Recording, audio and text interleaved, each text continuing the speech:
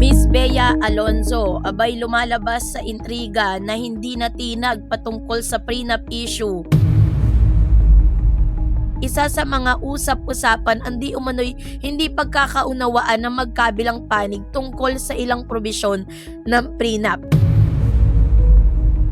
Sila lang ba may pera at properties to protect? Si Bea ba walang pera at mga ari-arian? Kung usaping pera lang naman at ari-arian lang, meron din si Bea niyan.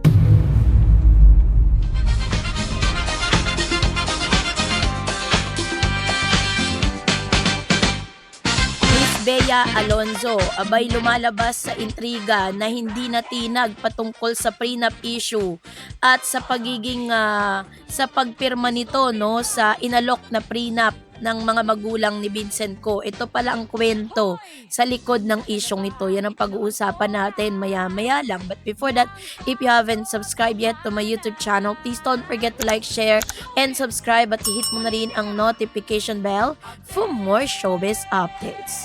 Muling naging sentro ng atensyon ng publiko ang aktres na si Bea Alonzo at ang negosyanteng si Vincent Co matapos lumabas ang mga iba't ibang ulat tungkol sa umano'y hindi pagkakasundo ng dalawa kaugnay ng isang prenuptial agreement o mas kilala bilang prenup. Ang usapin ay agad na naging paksas ng malawakang discussion sa social media at entertainment circles, lalo na dahil si Vincent Co ay isa sa mga tagapagmana ng isa sa pinakamalaking business empire sa bansa.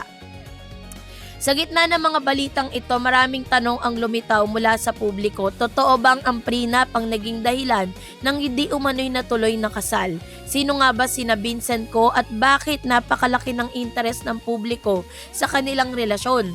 At ano ang kahalagahan ng isang prenup sa mga pamilyang may malalaking negosyo? Ayon po sa mga ulat na lumabas, iba't ibang media platform, isa sa mga usap-usapan ang di umano'y hindi pagkakaunawaan ng magkabilang panig tungkol sa ilang probisyon ng prenup. Bagamat walang opisyal na kumpirmasyon mula kina Bea at Vincent tungkol sa detalye ng naturang dokumento, nasa mitya ito ng samot-saring spekulasyon online. May mga nagsasabing normal lamang ang pagkakaroon ng prenup lalo na sa mga pamilyang may malalaking negosyo at ari-arian, habang mayroon ding naniniwalang may mga personal na konsiderasyon na higit pa sa usaping pinansyal. Mahalaga ring maunawaan na ang prenuptial agreement ay isa lang legal na dokumento na nilalagdaan bago ang kasal. Layunin nitong tukuyin kung paano ahawakan at poproteksyonan ang mga ari-arian at obligasyon ng mag-asawa sa maraming mayayamang pamilya sa buong mundo. Sa karaniwang itong bahagi ng paghahanda sa pag-aasawa upang maiwasan ng komplikasyon sa hinaharap. Gayunpaman, sa kaso ni Bea at Vincent, nananatiling hindi kumpirmado ang mga detalye na kumakalat na ulat. Dahil dito, marami ang nanawagan na maghintay sa anumang opisyal na pahayag mula sa mismong magkasintahan bago bumuo ng anumang konklusyon.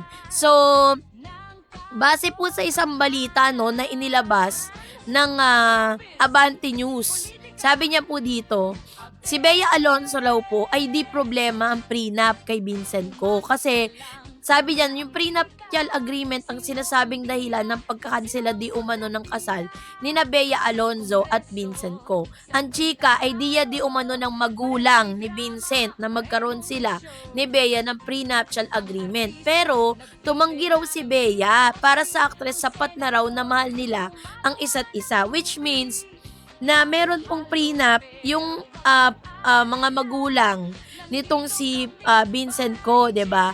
Kaya lang persistent daw ang parents si Vincent na magkaroon sila ni Bea ng prenup bago sila ikasal. If true na gusto ng parents si Vincent prenup, sure kami na hindi to problema para sa aktres, para kay Bea. Sila lang ba may pera at properties to protect? Si Bea ba walang pera at mga ari-arian? Kung usaping pera lang naman at ari-arian lang, meron din si Bea niyan. Matagal nang nakaipon ng malaking pera si Bea at nakakuha ng property bago pa niya nakikilala si Vincent.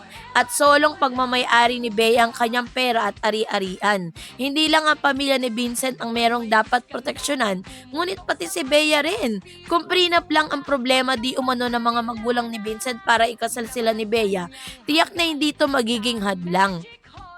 Kaya naman malabong issue ang prenup para sa chikang ito ang dahilan ng pag-cancela ng inaabangang wedding of the year. Ewan lang si Vincent, baka siya talaga yung tumutol na papirmahin si Bea ng prenup just to give in sa gusto nga ng kanyang mga magulang. So, kaya naman no wonder kung bakit sa pagbabalik ni Bea, doon po sa kanya pong whispers sa yung kanyang panibagong project, wala na makikita na parang siya po ay siya po ay lugmok, siya po ay malungkot.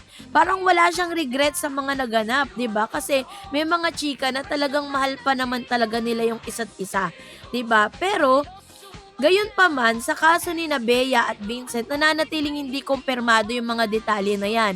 At isa sa mga dahilan kung bakit malaking balita yan sa usapin ng showbiz, kasi yung pagkakakilanlan ni Vincent ko, bagamat hindi siya taga-showbiz personality, isa siya sa mga kilalang pangalan sa mundo ng negosyo.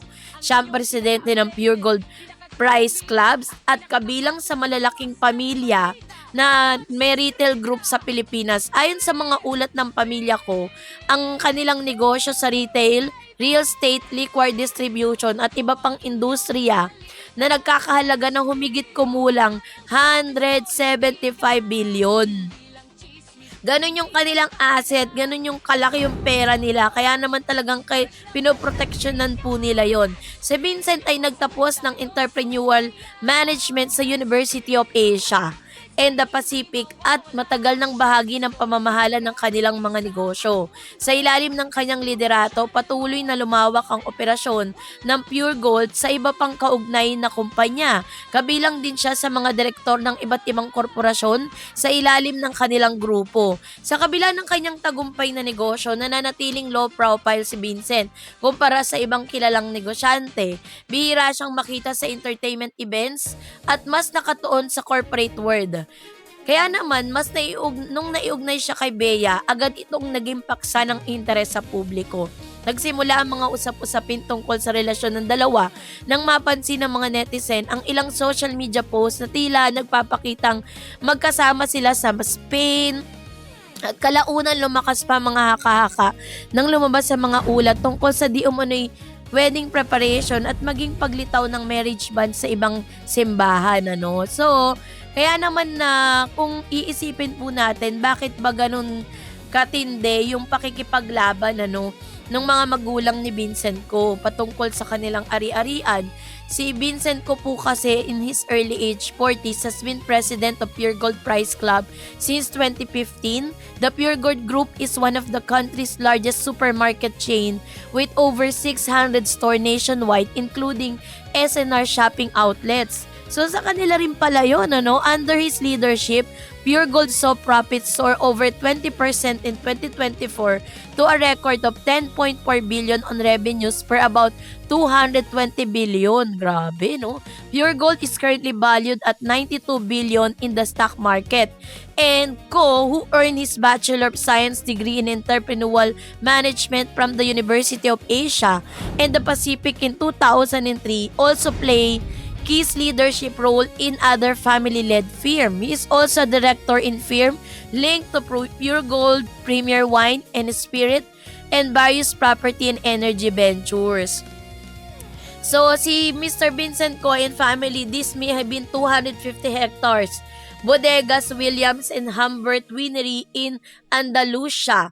In 2022, the Co family, the keepers holding purchased 50% Bodegas Williams and Humbert for 5 billion. So, kung natin, susumahin natin, ganun karami, yung kanila pong mga properties, ganun kalaki yung kanilang kanilang pera. Kaya naman ganun katindi yung talagang pagpupursige ng mga magulang ni Vincent ko na magkaroon sila ng prenup. Pero according po dun sa side naman ni Miss Bea Alonzo, kung gusto niya talaga ng prenup, kasi parang minsan kasi yung prenup talagang medyo magulo talaga siya eh. Parang you are questioning my feelings, or questioning yung kine-question mo yung pagmamahal ko dito sa taong ito. Parang sinasabi pa ninyo na parang dahil lang sa pera magpapakasal yung isang tao, 'di ba? Parang ganon, 'di ba? Kaya naman na According to Miss Bea, dun po sa article ng Abante, na parang wala naman pong problema kay Bea yung prenup, no, parang di naman na kailangan, gano'n. Pero pinipilit daw di umano ng mga magulang ni Vincent. Kaya I don't think na parang kung humingi man ng second chance, hindi ko alam kung ano magiging desisyon ni Bea, eh. Pero lahat tayo is nag-a-aspire tayo or nagpe-pray tayo na talagang maging, maganda yung magiging desisyon ni Bea Alonzo and, Vincent ko should, choose 'no, kung paano kung saan sila magiging masaya. Minsan talaga